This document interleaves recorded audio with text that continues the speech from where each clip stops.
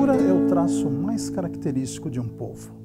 Ela envolve costumes, lendas, informações, curiosidades, e é exatamente isso que São Paulo apresenta. Com seus 469 anos de idade, são muitas as histórias, muitas as curiosidades que aconteceram principalmente aqui no eixo central da cidade. E hoje nós vamos falar um pouco sobre essas curiosidades, aqui na sede da FEPESP, no CBI, no Vale do Anhangabaú. Justamente o Vale, visto pelo Hernani Silva Bruno, historiador, dizendo que era uma das áreas mais características e mais autênticas, que tinha a feição mais original da cidade e que, claro, hoje está bastante transformado. E assim nós vamos falar um pouco hoje sobre essas curiosidades, sobre essas características. E trouxemos então nosso ilustre convidado, o professor Dr. Mário Jorge Pires, ex-professor da Universidade de São Paulo, na área de História para o Turismo, elementos históricos do turismo. Vamos abordar um pouco sobre essas curiosidades, sobre esses fatos curiosos que aconteceram na antiga São Paulo. Olá, professor, tudo bem? Bom dia, caros internautas da FEPESP. É uma satisfação estar aqui, principalmente para falar de um tema tão palpitante quanto é a história, os costumes e as lendas de São Paulo. Perfeito. Pois bem, então vamos começar falando o seguinte: a paisagem urbana de São Paulo, a geografia, os fatos históricos, elas marcam profundamente as cidades. Sem dúvida. Embora a gente saiba que as transformações acontecem, o progresso chega, essas coisas acabam se mudando. Mas os fatos permanecem, as histórias permanecem, as curiosidades permanecem vivas. O que o senhor ressalta sobre esse nosso centro histórico, sobre o Vale do Anhangabaú, o antigo Largo dos Curros, aqui nessa região do centro? Bom, a paisagem urbana modificou-se bastante no decorrer de um século. Então nós tínhamos primeiro uma São Paulo feita de barro, que é a taipa de pilão e a taipa de mão. Depois disso passamos na metrópole do café com o tijolo, e mal estava já acontecendo a metrópole do café, veio uma terceira onda, que é justamente a cidade de concreto armado. Então, muito pouca coisa restou do período colonial. É difícil conservar as coisas com três ondas tão distintas relacionadas à paisagem urbana. Mas é interessante o Vale do Anhangabaú, porque ele não era bem tido pelos índios. Os índios não gostavam do vale, justamente porque tinha o riacho, Anhangabaú, que significa riacho do diabo, e aquilo provocava doenças, quer dizer, era um charco, aquilo provocava doenças nos índios, então se dizia que era o Vale do Diabo. Anhangá significa diabo, daí a expressão também Anhanguera, que é diabo velho. E esse Vale do Anhangabaú, ele foi canalizado, o rio foi canalizado, então está muito diferente hoje, nós não temos nem ideia do antigo rio. O que acontece é que o rio não se domina.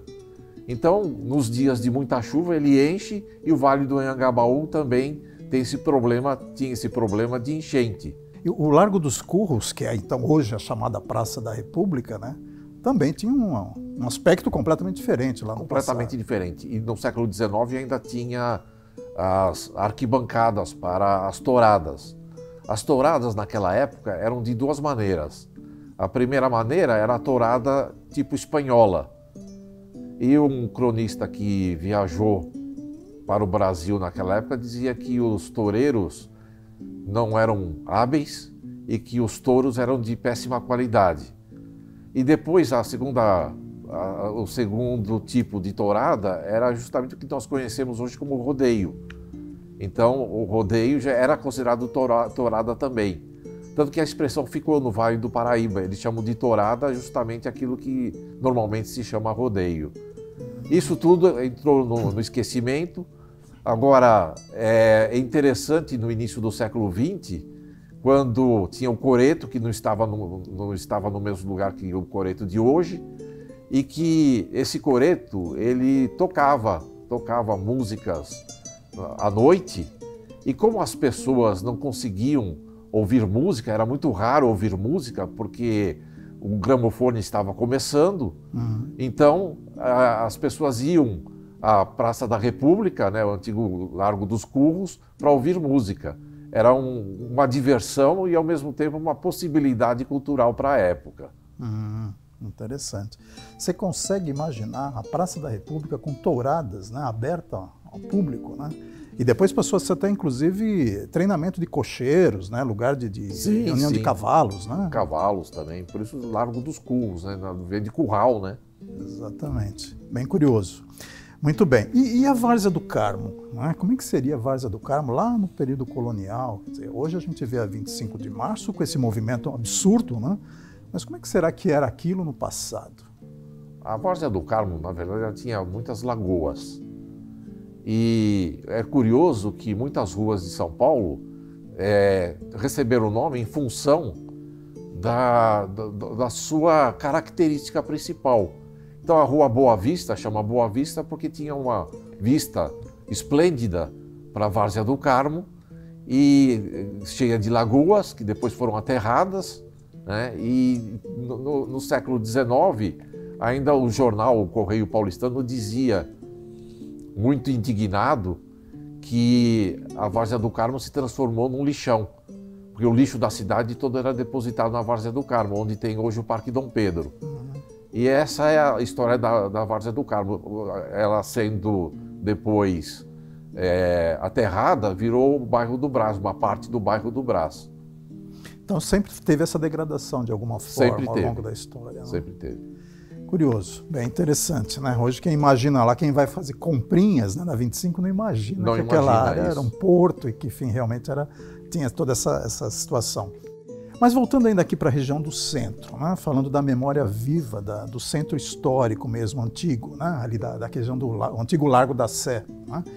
O que nós temos ali de curioso? Que falam da história de um escravo que participou ali da construção. Esse escravo tinha o apelido de Tebas, porque Tebas significa aquele que faz tudo bem. E o Tebas era um escravo alforriado e desde muito novo ele mostrou um talento para obras de cantaria, esculpir em pedra, e também para aspectos de construção. Então a Sé estava caindo, a antiga Sé estava caindo, e ninguém queria pegar a obra. Então deram para o Tebas. Ele reformou a antiga Sé e ficou até o dia da sua demolição, quer dizer, não teve mais nenhum problema de estrutura, porque o Tebas fez. Tebas também fez uma coisa muito interessante, que é o chafariz da Misericórdia. O chafariz da Misericórdia, no Largo da Misericórdia, no centro, perto da Rua Direita, na metade da Rua Direita. Hoje tem ainda o Largo da Misericórdia e tinha lá um chafariz. Esse chafariz também ficou famoso. Por quê? Porque na época os escravos iam pegar água para residências no chafariz do Tebas. E o que acontece é que a região toda do chafariz era muito conhecida em São Paulo. Hoje nem se fala mais do Largo da Misericórdia. Curioso, bastante interessante. Inclusive tem uma história que eu fiquei sabendo.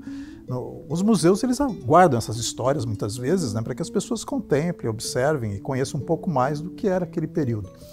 E parece que o Museu de Arte Sacra tem lá uma peça bastante curiosa, que aconteceu algum fato interessante, né? Conta pra gente isso daí. Sem dúvida. É uma imagem de São Jorge que ela é gigantesca. Ela, na verdade, é de tamanho natural. Seria de tamanho natural, mas ela é um pouco acima do tamanho natural de uma pessoa. E essa imagem saía na procissão de Corpus Christi, montada num cavalo de verdade. Aí o que ocorreu um determinado ano do século XIX, que o São Jorge, muito pesado, ele caiu sobre o guarda que estava puxando o cavalo e, ao que tudo indica, matou esse guarda. Olha só. E depois desse episódio, nunca mais saiu essa imagem montada a cavalo. Hoje já não está mais exposta, né? Infelizmente está na parte de reserva técnica do Museu de Arte Sacra, mas é uma estátua bastante curiosa, é uma imagem bastante curiosa.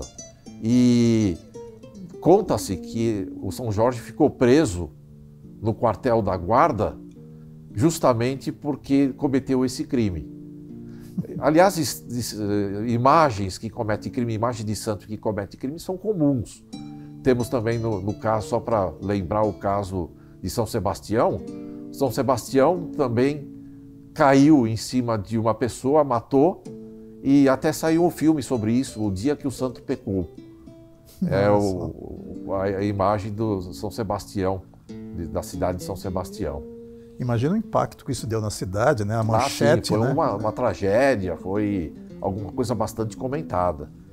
Pois é, são curiosidades que a gente às vezes precisa conhecer os museus, né? Entender, conhecer essas histórias para poder entender um pouco da evolução da cidade, né? E vamos falar desse mundo do consumo. Hoje, São Paulo é uma cidade que tem de tudo, né? Shoppings, galerias de comércio, né? Camelôs, enfim, você tem para todos os gostos e o delivery hoje é o que predomina, né? Sim. O que você destaca de curiosidade do comércio, né? Como é que era comprar, como é que era o consumo, né? Nos séculos passados? Pergunta muito interessante.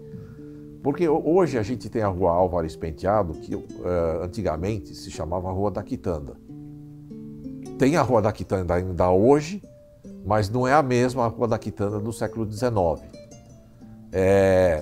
A Rua da Quitanda Álvares Penteado não é porque havia uma quitanda, é porque havia as quitandeiras, que eram mulheres que vendiam hortaliças, e quanto mais se aproximava do Largo da Misericórdia, mais em vez de hortaliças, elas iam vendendo quitutes. Uhum.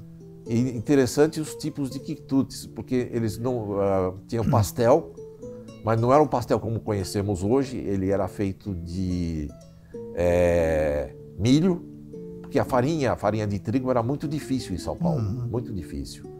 E tinha pastéis de camarão. A gente pode pensar, como é que pode ter pastéis de camarão se São Paulo não tem mar? Uhum. É que esses camarões, na verdade, é o pitu, o chamado pitu, o camarão de água doce. O que havia de importante era uma quitandeira de nome Maria Pulga. E a Maria Pulga, ela ficou tão famosa que ela chegou a montar uma lojinha de café. Olha só. Quer dizer, naquela época é o vovozinho das cafeterias que nós conhecemos hoje. E outra coisa curiosa é que se consumia no século XIX muita coisa importada, muita coisa importada. Então a manteiga, para você ter uma ideia, vinha da Itália.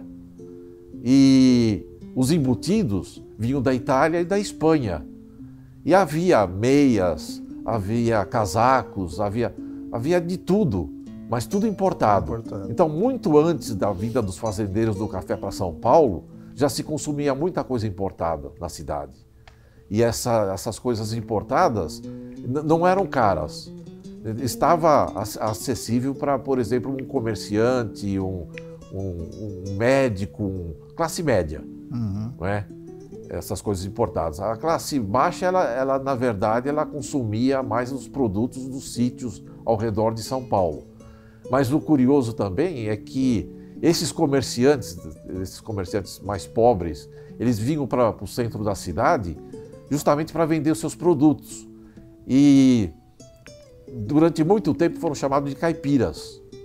Caipiras, segundo o Saint-Hilaire, que é um botânico francês que visitou a cidade, na verdade, oriunda-se da expressão caiporas, que seriam aqueles demônios da floresta. De caiporas deu caipiras, porque eles tinham preconceito contra essas pessoas dos sítios ao redor da cidade. E o Jorge Americano fala uma coisa muito interessante, diz que em Campos Elíseos ainda se vendia os perus, que era um vendedor que tocava os perus pela calçada com uma varinha. Isso já no adiantado do século XIX, início do século XX. Imagine como era o restante da cidade então. Então estava conhecendo um desenvolvimento, mas ainda tinha muito de coisas antigas, do atrasado da cidade colonial. Curioso. E mais para frente, então, agora mais recente, nós tivemos também, esse luxo era estampado exatamente nessa região, né? O próprio Mapping, né? Que se inaugurou na 15 de novembro, que era só produtos importados, né? Coisa fina. A própria cafeteria Leão, ali na Álvares Penteado, que era a antiga Rua do Comércio, também era um ponto, né, onde as pessoas consumiam, né? Era chique, né? Era importante você ir tomar café numa cafeteria tão luxuosa. Né? Sim, e também nos arredores da Rua 15 de Novembro, da Rua Álvares Penteado, da Rua São Bento, fazia-se o footing, que é os homens ficavam parados e as mulheres desfilavam, né? Na verdade, elas passavam na frente. Então, se fazia um footing, que é uma espécie de, o que poderíamos dizer hoje como paquera. E o mapping é curioso, porque as senhoras da sociedade compravam as suas roupas no mapping, que eram roupas importadas. Agora, conta-se também que muitas senhoras que precisavam ir a um baile pegavam as roupas emprestadas do mapping e depois as devolvia. Não as comprava, porque tinha um período em que elas podiam ficar com a roupa antes de comprar. Uma espécie de locação. Uma espécie de locação. Mas o mapping não cobrava por isso. Ele não cobrava. Então, as senhoras pegavam essas roupas, usavam, depois devolviam e depois seria para outras festas também usar as mesmas roupas. Já era uma forma de marketing naquela época. Era uma forma de divulgar o produto. E tinha também o chá da tarde no mapping. O famoso chá da 5. O chá da 5 no mapping, onde as senhoras da alta sociedade também compareciam. Então, o centro, ele era muito sofisticado. Ele era muito sofisticado, com lojas, com modistas franceses. Se a gente olhar a lista telefônica de 1903, que foi a primeira lista a ser impressa em São Paulo, antes os nomes daqueles que possuíam telefone saíam nos jornais da época. Eram tão poucos que saíam no jornal. Então, em 1903, se tinha muitos nomes franceses na lista telefônica na Rua 15 de Novembro. Né? Por quê? Porque eram as modistas francesas que lá se situavam. E são tantas as histórias, né? Tantos os fatos, as curiosidades que aconteceram, que a gente teria que ter aqui, né, uma infinidade de horas para poder destacar vários episódios, né, em função disso, né? Inclusive a própria Revolução de 32, enfim, várias situações que São Paulo vivenciou que aconteceram coisas curiosas, engraçadas muitas delas, né? Outras bastante polêmicas, enfim, mas são fatos, né, que aconteceram e que pontuam aí a evolução da cidade de São Paulo. Né? Sem dúvida. Enfim, são essas histórias, essas curiosidades, esses fatos, né, que a gente elencou aqui e tantos outros que marcam realmente a evolução da cidade. Né? As pessoas apreciando isso através do visita ao centro, de visita aos museus, aos prédios históricos do centro, vai conseguir entender um pouco dessa evolução da cidade. Né? Isso fortalece esse sentido de pertencimento, de você conhecer a cidade, de morar na cidade, né? Entender essa evolução histórica, social e econômica, né, de São Paulo, contando e, obviamente, conhecendo um pouco dessas coisas curiosas, né, as subhistórias, né, as fofocas da história, enfim, a gente também acaba aprendendo, né, sobre a nossa cidade, a evolução dessa cidade. Né. Então, agradeço aí a sua participação. É sempre uma satisfação. Obrigado aí pelo trabalho, pela participação. E nós estamos então encerrando aqui o nosso Momento Jornada Cultural, nesse formato diferente, né? Esperando que vocês tenham gostado, né? Coloque lá a sua, curte lá, coloque suas mensagens, enfim, né? E nos vemos então no nosso próximo episódio. Até lá!